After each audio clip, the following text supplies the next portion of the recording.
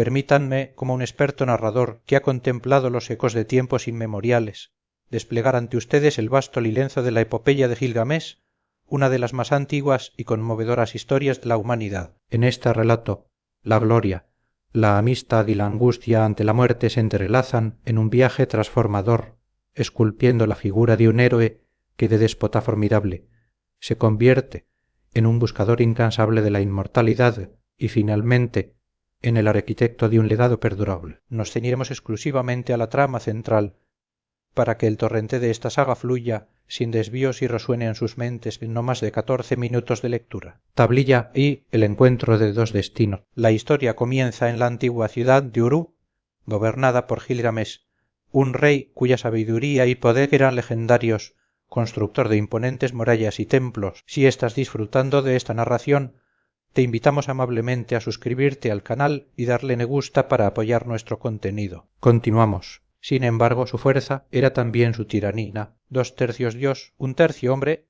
Gilgamesh oprimía a su pueblo con un ímpetu desmedido, tomaba a los jóvenes para juegos agotadores, no dejaba virgen alguna a su novio, ni hijo a su padre. Las quejas de los desesperados habitantes de Uruk llegaron a oídos de los grandes dioses. Movida por la súplica, la diosa madre Aruru, creadora de la humanidad, decidió forjar un rival para Gilgamesh, alguien de su misma fuerza, que pudiera contener su arrogancia y restaurar la paz en Uruk. Así, en la estepa salvaje, modeló a Enkidu del barro, un ser cubierto de pelo, con una fuerza indomable, que vivía en perfecta armonía con los animales, mordisqueando hierbas y bebiendo en los abrevaderos. Un día, un cazador, el mismo que preparaba trampas para las bestias, se topó con Enkidu en los abrevaderos. Aterrorizado por este hombre salvaje que liberaba a los animales de sus redes, el cazador corrió a contarle a su padre el hallazgo. El padre, conocedor de los caminos del mundo, le aconsejó ir a Uruk y pedir a Gilgamesh que enviara a Gasamat,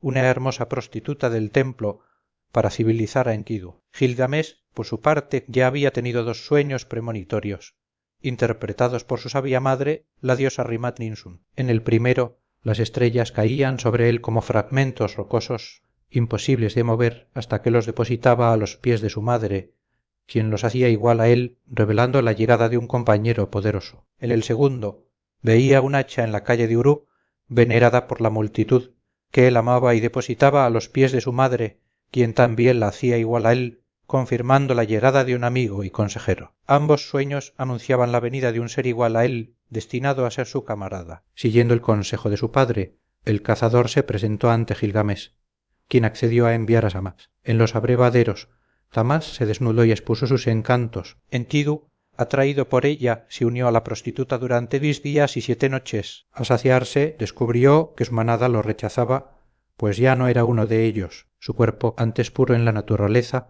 había sido tocado por la civilización. Sin embargo, su mente se había abierto, ganando discernimiento y sabiduría. Samat, viéndolo transformado, lo invitó a Uruk, la ciudad donde Gilgamesh ejercía su poder despótico, pero también donde se celebraba la vida en todo su esplendor. Tablilla 2 Amistad y aventura forjadas. Samat dio a Enkidu a Uruk. En el camino le enseñó a comer pan, beber cerveza y vestirse, integrándolo en las costumbres humanas. Enkidu, antes un salvaje, se convirtió en un protector de los pastores, ahuyentando lobos y leones. Al llegar a Uruk, Enkidu se enteró de la tiranía de Gilgamesh, quien reclamaba la primera noche de toda novia. Enfurecido, Enkidu se plantó en la calle y bloqueó el paso de Gilgamesh a la casa nupcial. Se enzarzaron en una feroz lucha cuerpo a cuerpo, un combate titánico que sacudió los cimientos de la ciudad. Gilgamesh, aunque superior, se vio igualado en fuerza. Finalmente Gilgamesh prevaleció, pero el respeto mutuo nació de la contienda. Se abrazaron y desde ese momento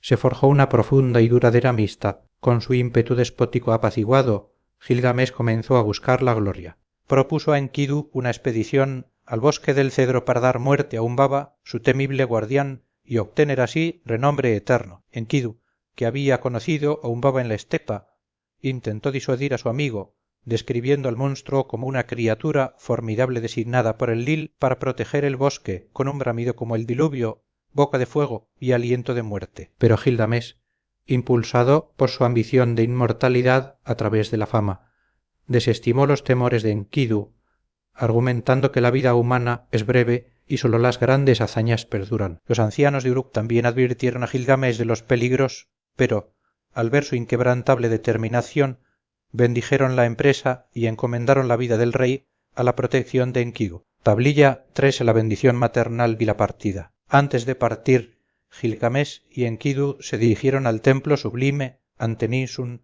la sabia madre de Gilgamesh. El rey le desveló sus planes e ir a la lejana ruta donde habitaba Humbaba, enfrentar un combate desconocido y regresar para celebrar 2 veces al año la fiesta del Akitu. Ninsun, con el corazón encogido por el peligro que acechaba a su hijo, se purificó y, ataviada con sus mejores galas, subió a la terraza del templo para implorar a Samás, el dios Sol. Con fervientes súplicas le recordó al dios su compromiso con Gilgamesh y le pidió que protegiera a su hijo en el bosque del cedro, que lo ayudara a vencer a Humbaba con 13 vientos de tormenta y que lo trajera de vuelta sano y salvo. Además, en un acto de profundo significado, Ninsun adoptó a Enkidu como hijo, sellando así su vínculo fraterno con Gilgamesh y encomendándole explícitamente la vida de su amigo. Gilgamesh, por su parte, dio instrucciones a los dignatarios para el gobierno de Uruk en su ausencia. Finalmente, con las bendiciones de los ancianos y el pueblo, los 2 amigos se cogieron de la mano y emprendieron el largo y peligroso viaje.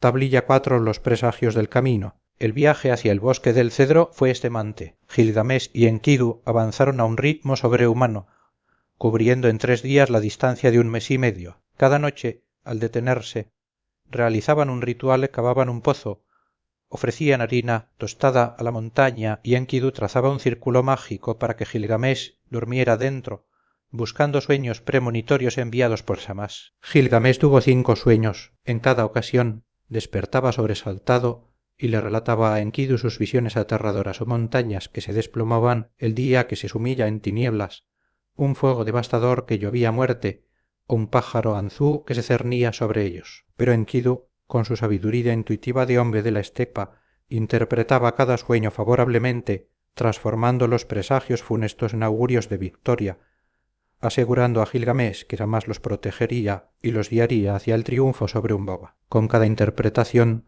la confianza de Gilgamesh se renovaba y los 2 héroes continuaban su marcha cada vez más cerca del temible bosque del cedro. Tablilla Gube, el duelo del bosque Sararad. Finalmente Gilgamesh y Enkidu llegaron al bosque del cedro. Quedaron atónitos ante su majestuosidad, la altura de los cedros y la enigmática entrada por donde Humbaba, el guardián, dejaba su huella. Fascinados por la morada de los dioses y el trono de las diosas, se dispusieron a cumplir su propósito. El estruendo de Gilgamesh al talar los árboles alertó a Humbaba, quien emergió para enfrentarlos. El monstruo lanzó contra ellos sus poderosas auras, unos fulgores luminosos que lo protegían y que aturdieron a los héroes. Humbaba insultó a Enkidu por haber traicionado su naturaleza salvaje al aliarse con Gilgamesh y amenazó con cortar la garganta de Gilgamesh para que su carne fuera devorada por las aves de rapiña. Enkidu, aunque estremecido, animó a Gilgamesh, recordándole la importancia de la fama eterna. El combate fue terrible. La tierra se resquebrajó bajo sus pies y los montes Sirara y Líbano se separaron con el fragor de la lucha. Samás, recordando la súplica de Ninsun,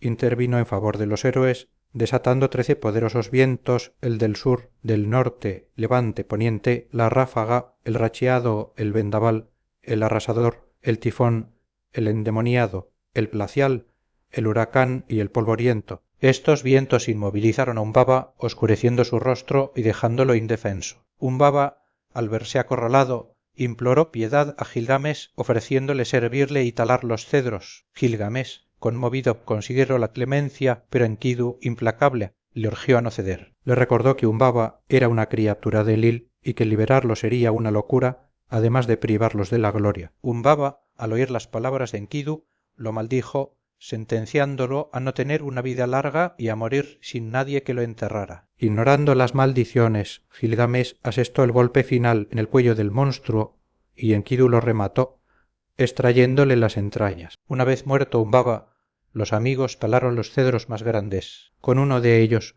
Enkidu propuso construir una puerta monumental de 10 varas de alto por 2 de ancho, para ofrendarla al dios Enlil-en-Nippur, con la esperanza de aplacarlo. Ensamblaron una balsa y transportaron los cedros y la cabeza de Humbaba por el río Éufrates de regreso a Uruk. Tablilla vi la furia de Istar y el toro celeste. De vuelta en Uruk, Gilgamesh se lavó el cabello, se purificó y se vistió con sus más suntuosos ropajes reales. Desde la torre del templo Eana, la diosa Istar lo vio y quedó prendada de su deslumbrante belleza. Le propuso matrimonio, ofreciéndole incalculables riquezas, carros de lapislázuli y oro, y el dominio sobre reyes y príncipes, pero Gilgamesh, con una mezcla de desprecio y fina ironía, rechazó la oferta de Istar. Le reprochó su inconstancia y la cruel suerte que habían corrido sus numerosos amantes Urumuzzi, condenado a llorar anualmente en el inframundo el ave Ayalú, a quien rompió las alas a el león, atrapado en 7 trampas el caballo de guerra,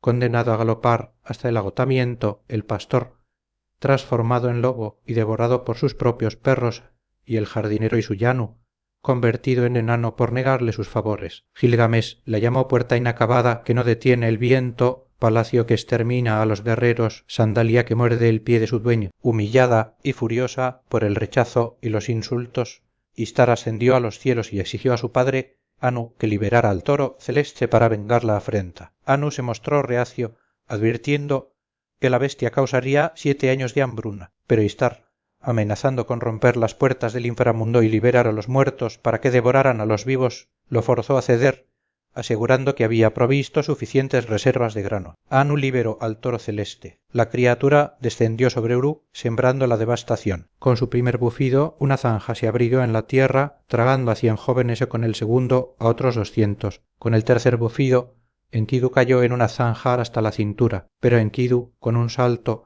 se aferró a los cuernos del toro, mientras Gilgamesh, como un experto carnicero, le clavaba su espada entre la nuca y los tendones, dándole muerte. Y Tar, desolada por la muerte de su toro, se lamentó desde lo alto de la muralla de Uruk. Enkidu, desafiante y lleno de ira, arrancó un anca del toro y la arrojó a la diosa, amenazando con hacer lo mismo con ella. Luego los héroes celebraron su victoria. Gilgamesh ordenó a los artesanos hacer ofrendas con los cuernos del toro de lapislázuli y oro para Lugalbanda, su dios personal. Después de purificarse en el Éufrates, regresaron a la ciudad, donde fueron aclamados por la multitud. Esa noche, mientras Gilgamesh y el pueblo celebraban, Enkidu tuvo un sueño inquietante. Tablilla 7. Los últimos días de Enkidu. Enkidu relató a Gilgamesh su aterrador sueño a los grandes dioses Anu, Enlil, Ea y Samas se habían reunido en consejo. Anu decretó que uno de los 2 héroes debía morir por haber matado a un baba y al toro celeste. Enlil,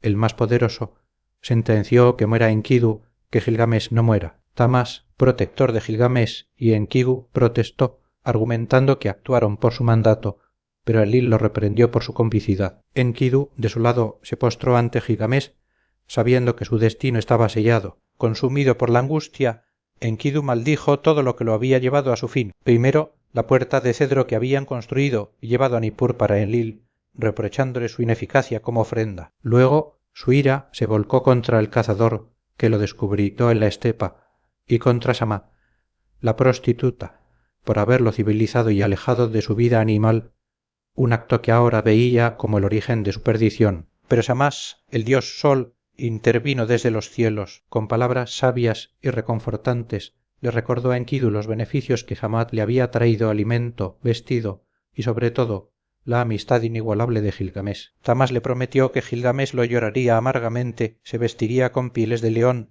vagaría por la estepa en su honor y le construiría una estatua magnífica. Enkidu, apaciguado por las palabras del dios, se arrepintió de sus maldiciones y bendijo a Sama. Sin embargo, la sentencia divina era ineludible. La salud de Enkidu comenzó a deteriorarse rápidamente. En un segundo sueño tuvo una visión escalofriante del inframundo, la casa del polvo, donde los reyes, sacerdotes y guerreros yacen en la oscuridad, vestidos con ropas de plumas, comiendo polvo y arcilla, privados de la luz. Vio a Eresquiral, la reina del inframundo, y a su escriba. Tras esta visión, las fuerzas de Enkidu languidecieron. 12 días agonizó en su lecho, lamentando una muerte en la cama en lugar de una muerte gloriosa en combate. La tablilla concluye con Enkidu en las garras de la enfermedad, su vida desvaneciéndose lentamente. Tablilla 8. El lamento y las exequias de Enkidu. El dolor de Gilgamesh por la muerte de Enkidu fue inmensurable, una de las más sentidas expresiones de duelo en la literatura. Gilgamesh lloró amargamente a su amigo, convocando a toda la naturaleza a unirse a su lamento. Los cedros del bosque,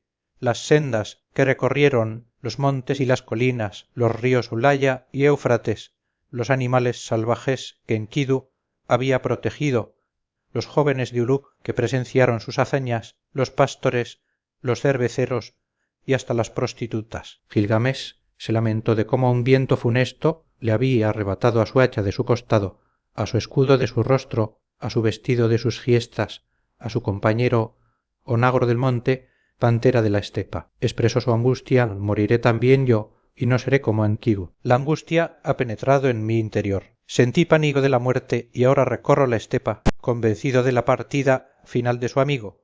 Gilgamesh ordenó a los artesanos más hábiles de Uruk que construyeran una estatua magnífica de Enkidu, usando los metales más preciosos: oro, lapislázuli, cornalina y alabastro, describiendo cada detalle, desde los ojos de lapislázuli hasta el pecho de oro. Preparó un suntuoso banquete funerario y presentó a Samás una serie de preciosos regalos: lanza, frascos, flauta, trono, cetro, cuchillos, etc., destinados a las divinidades del inframundo Istar, Narra símbolo unoe seistresite, Erequigal, Dumuzi, Nantar, Urbisá, casa símbolo unoe seis de Abeate, Bigbu, rogándoles que acogieran favorablemente a Enkidu en la última morada. Gilgamesh, en su desesperación, prometió vestir piel de león y vagar por la estepa en señal de luto, buscando la inmortalidad para evitar el destino de su amigo. Tablilla 9. El desesperado viaje a la morada del sol. Consumido por el duelo y el pánico a la muerte, Gilgamesh decidió emprender un viaje épico para encontrar a Utanapishti,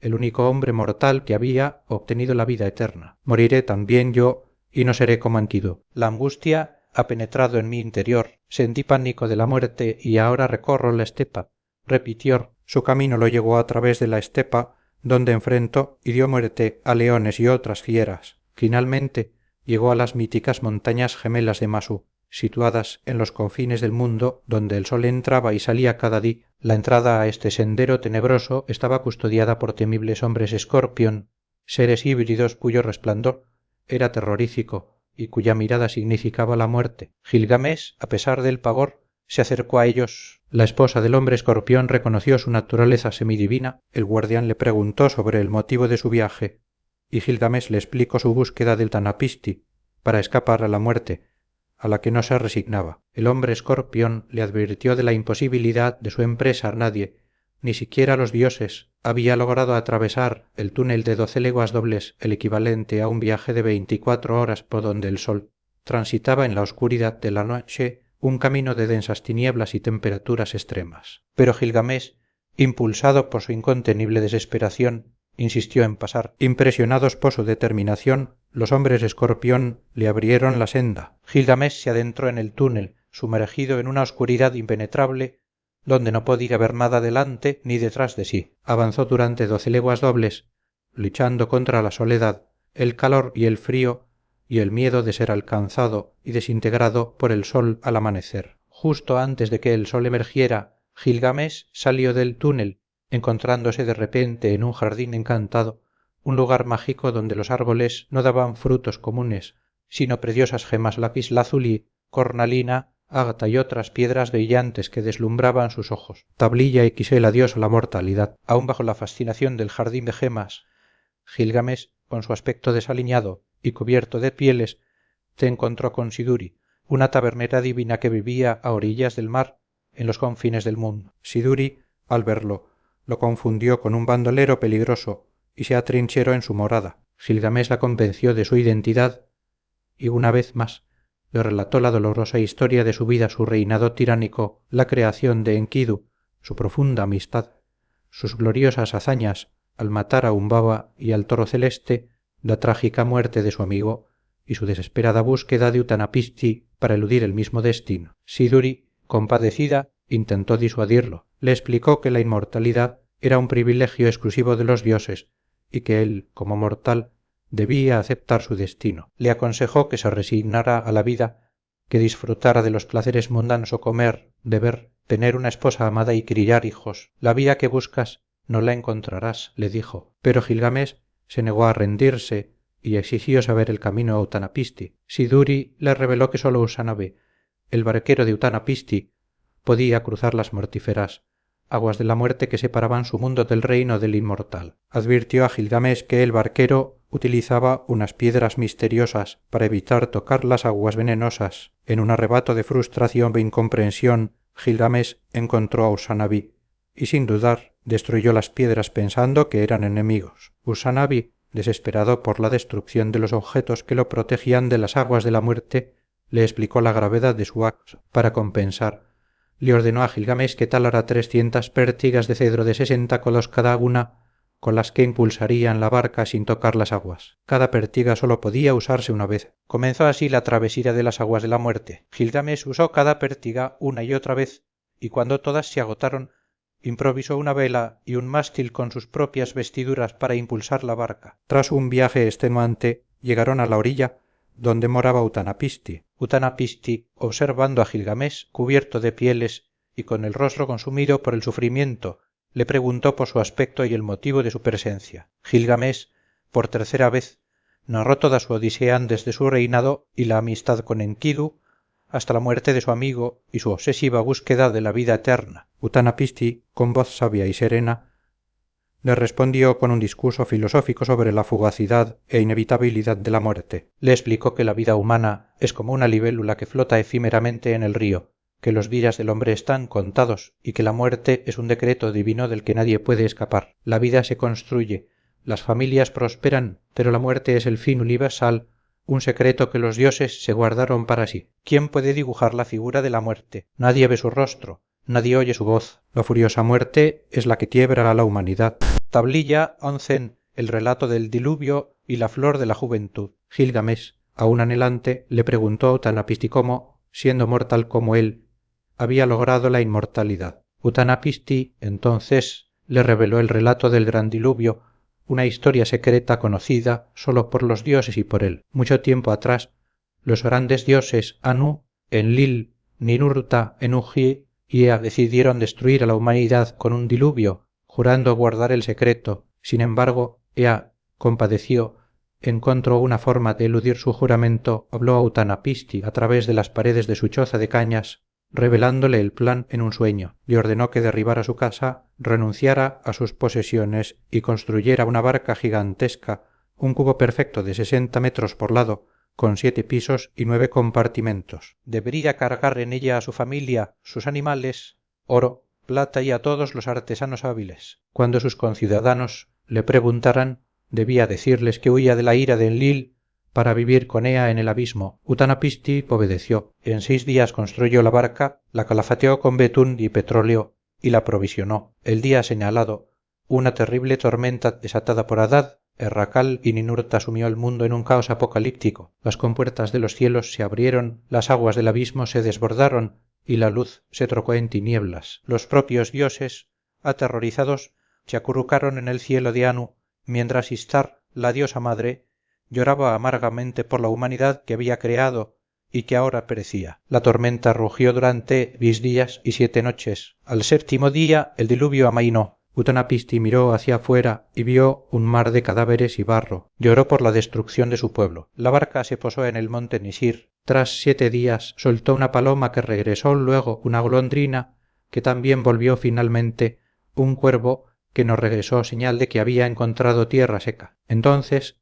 Utanapisti liberó a todos los ocupantes de la barca y ofreció un sacrificio de cañas, cedro y mirto en la cima de la montaña. El grato olor atrajo a los dioses, que se congregaron como moscas, y Tar, con su collar de lapislázuli, juró no olvidar jamás esos días. Enlil, furioso al ver supervivientes, fue apaciguado por Ea, quien le explicó su estratagema. Finalmente, Enlil entró en la barca, bendijo a Utanapisti y a su esposa, y les concedió la inmortalidad, ubicándolos en un lugar lejano en la boca de los ríos. Después de este relato, Utanapisti desafió a Gilgamesh a una prueba de inmortalidad, permanecer despierto durante 7 días y 10 noches. Pero Gilgamesh, agotado, cayó en un profundo sueño tan pronto como se sentó. La esposa de Utanapisti, compadecida, horneó un pan cada día y lo colocó junto a él para marcar el tiempo. Al 7º día Utanapisti lo despertó y Gilgamesh, creyendo haber dormido solo un instante,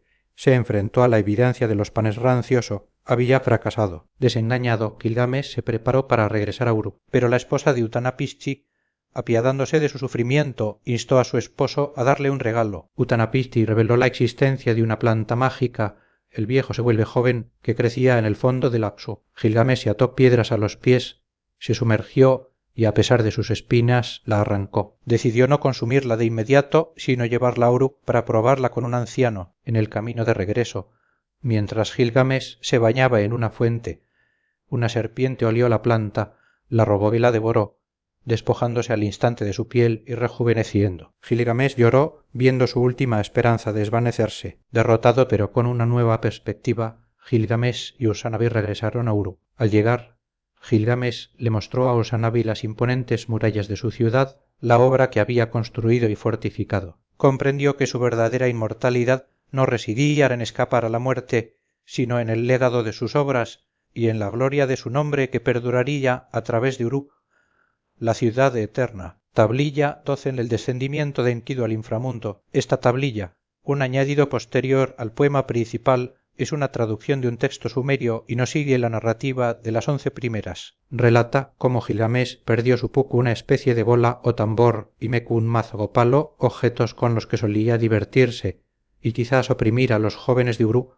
y que cayeron en el inframundo. Enkidu, su fiel amigo, se ofreció a descender para recuperarlos. Gilgamesh le dio estrictas instrucciones sobre cómo comportarse en la casa de la oscuridad para evitar ser retenido, no vestir ropas limpias, no usar perfume, no besar a sus seres queridos ni golpear a sus enemigos y no emitir sonido alguno. Sin embargo, Enkidu, ignorando cada advertencia, cayó en todas las trampas y fue retenido por el inframundo, muriendo una segunda vez de una manera innatural. Desesperado, Gilgamesh acudió a los dioses. Anu y Enlil se negaron a ayudarlo, pero Ea y Shamash, conmovidos, lograron que el espíritu de Enkidu ascendiera desde el inframundo como un fantasma. Gilgamesh intentó abrazarlo, pero solo pudo tocar el aire. Le preguntó a Enkidu sobre las condiciones en el mundo de los muertos. Enkidu describió el sombrío destino de las almas. Ahora aquellos con muchos hijos gozaban de un destino más favorable, mientras que los que morían solos,